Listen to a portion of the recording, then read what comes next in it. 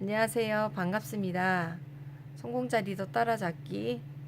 오늘은 여러분들께 사업하시는데 조금 도움이 될 만한 정보를 가지고 나왔습니다. 제가 만나는 업주분들께서는 거의 1인 이상의 기업체들이 조금 많으신데요. 그분들에게 조금 도움이 될 만한 자료를 저희가 이번에 배운 거를 조금 알려드릴까 합니다.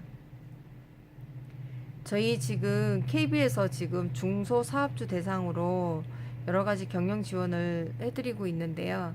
그 중에 하나가 근로자들과 관련된 근로기준법에 대해서 사업주 입장에서 어떻게 준비하고 대비해야 하는지를 설명을 하고 있습니다. 왜 요즘 근로기준법이 많이 바뀌어갖고 사업하기 굉장히 힘들잖아요. 그거에 대해서 우리가 좀 어떤 식으로 준비를 하셔야 되는지, 왜 준비해야 되는지, 그거에 대해서 한 세 가지만 제가 말씀을 드리도록 하겠습니다. 근로자들이 퇴직했을 때 지급하는 퇴직금 2012년도 7월 26일 이후에는 중간 정산이 금지되었습니다. 그럼에도 불구하고 많은 사업주분들께서는 1년에 한 번씩 중간 정산을 하고 계세요. 그게 아니면 월급에 또 포함을 해서 지급을 하거나 아니면 근로자와 합의를 봤기 때문에 나는 문제 없어 이렇게 생각을 하는데 실질적으로 우리가 합의서에 작성을 했더라도 법적으로 보호를 받을 수가 없습니다. 그리고 2012년도 두 번째는 2012년도 1월부터는 근로계약서를 작성하지 않으면 500만 원의 벌금이 부과가 됩니다. 사장님은 근로계약서를 작성을 하고 근로자에게 교부를 하고 계시나요? 사업을 하시다가 일이 많거나 직원이 쉬게 될 경우 우리가 일용직 근로자를 고용하게 되는데요. 이렇게 기간제 근로자를 고용하게 됐을 때도 근로계약서를 작성하셔야 됩니다. 2014년도 7월 이후에 단기간 근로자 또는 기간제 근로자를 고용했을 경우 근로계약을 맺지 않으면 500만 원 이하의 과태료가 부과된다라고 나와 있습니다. 실제적으로 노동부에 고발을 당해서 500만 원의 과태료를 부과받은 사업장이 있습니다.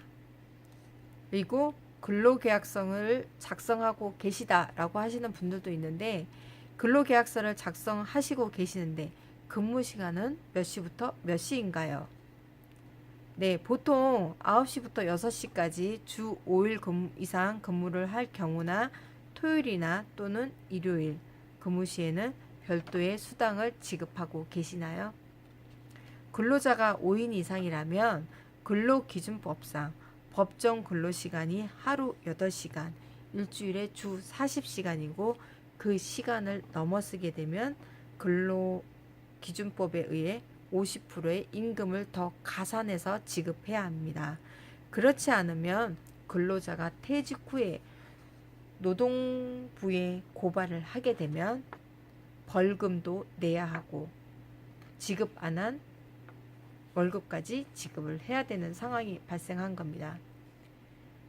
더욱 중요한 건 이렇게 지급된 금액을 급여 대장이나 임금 대장에 시간 외 근로로 지급했다고 항목을 구성하고 금액도 구별을 해 놓아야 합니다.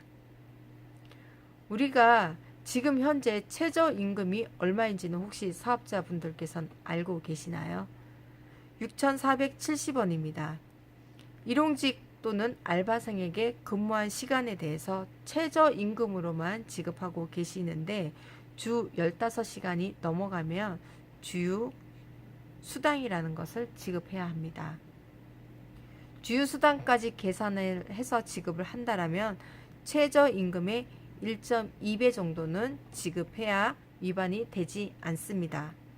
더군다나 근로자가 말을 듣지 않고 사장님이 하고자 하는 방향대로 움직이지 않아서 이 친구를 그만 일을 해라 라고 해고를 하고 싶어도 한 달 전에 서면으로 작성해서 교부하지 않으면 부당 해고로 고발을 당할 수가 있습니다. 그러니 해고할 때도 해고의 절차를 꼭 지키셔야지 부당한 경우가 발생하지 않습니다. 사업하시는 사업주분들 굉장히 요즘 힘든 가운데 있는데요.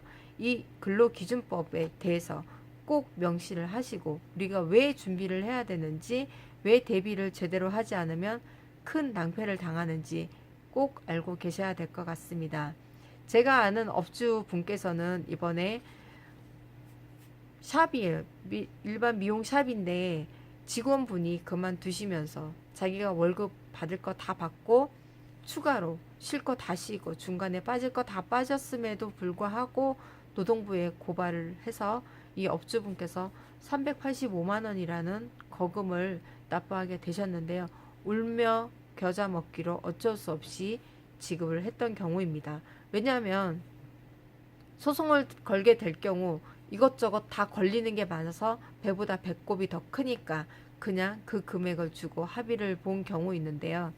대체적으로 그렇게들 생각하시더라고요. 근로계약서 그냥 통틀어서 뭐 얼마 이렇게 해서 내가 주는 월급 내가 근로기준법 계산보다 조금 더 많이 줬어 라고 생각해서 통틀어서 계산을 하시는데요.